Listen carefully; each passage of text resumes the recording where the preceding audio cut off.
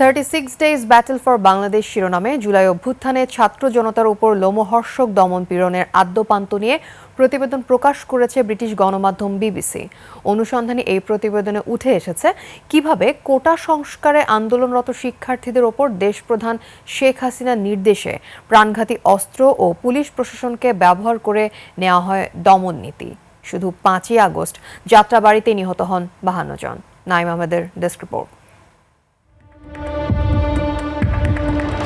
গত বছর জুলাইয়ে কোটা সংস্কারের বিরুদ্ধে রাজপথে নামে শিক্ষার্থীরা। আন্দোলন বন্ধে আলোচনার বদলে দমনকে বেছে নেয় তৎকালীন শেখ হাসিনা সরকার, যা পরবর্তীতে রূপ নেয় সরকার বিরোধী আন্দোলনে। বিবিসির ডকুমেন্টারিতে উঠে আসে জুলাই থেকে আগস্টের লোমহর্ষক সব ঘটনা। কোটা বিরোধী আন্দোলন ছড়িয়ে পড়ে সারা দেশে। শিক্ষার্থীদের উপর নিপীড়নের মধ্যেই রংপুরের 16 জুলাই পুলিশের গুলির সামনে বুক পেতে শহীদ হন আবু সাইদ। শিক্ষার্থীর মৃত্যুর পর কোটা বিরোধী আন্দোলনে যোগ হয় নতুন মাত্রা। সরকার পতনের ডাক দিয়ে কর্মসূচির ডাক দেয় সাধারণ ছাত্র জনতা।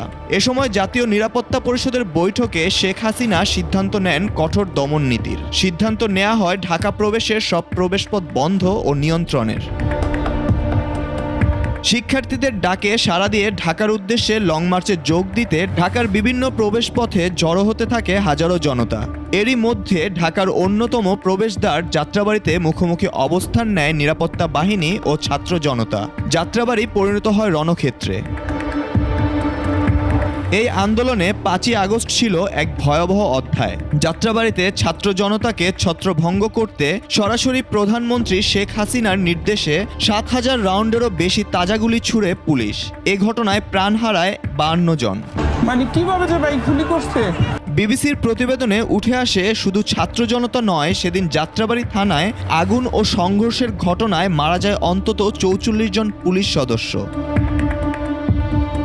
নাইম আহমেদ, 21 টেলিভিশন।